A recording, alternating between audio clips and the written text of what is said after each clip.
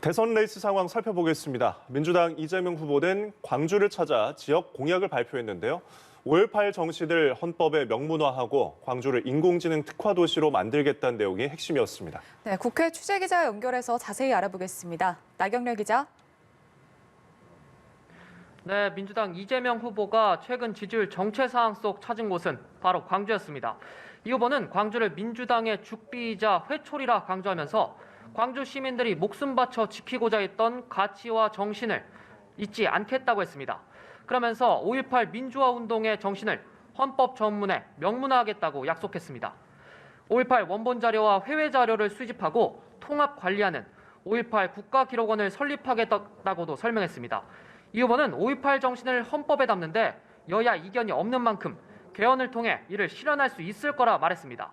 또 가덕도 신공항과의 형평성을 맞추기 위해 광주 군공항 이전을 적극 지원하겠다는 공약도 내놨습니다.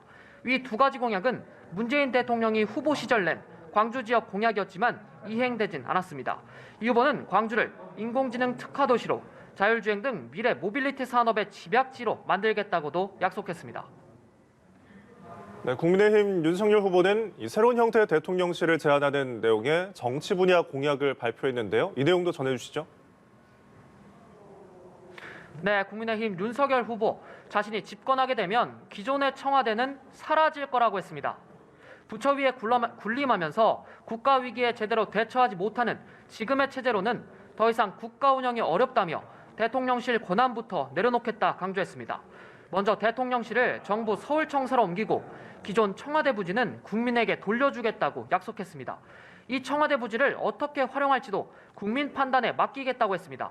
또 대통령실은 비서실장과 정예화한 참모들, 분야별 민간합동위원회로 조직 구조를 바꾸겠다는 계획도 내놨는데 국가 주요 현안과 미래 전략 수립에만 집중할 거라고 강조했습니다.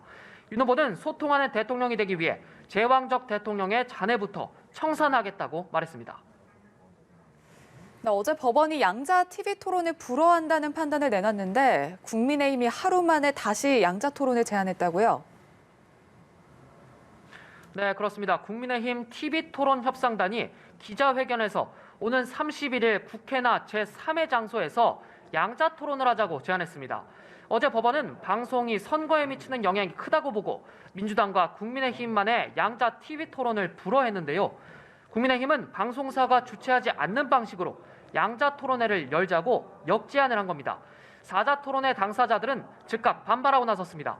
민주당 이재명 후보는 자꾸 복잡하게 만들고 있다며 국민들에게 후보들을 비교, 분석할 수 있는 기회를 줘야 한다 했고 민주당도 사자방송 토론이 우선이라며 국민의힘 제안을 사실상 거부했습니다. 정의당은 국민의 검증대인 TV토론이 두렵다면 본선 링에 올라오지 말라고 비판했고 국민의당도 상식에 어긋나는 주장으로 법원 판단을 무시하지 말라며 다자토론에 임하라 촉구했습니다.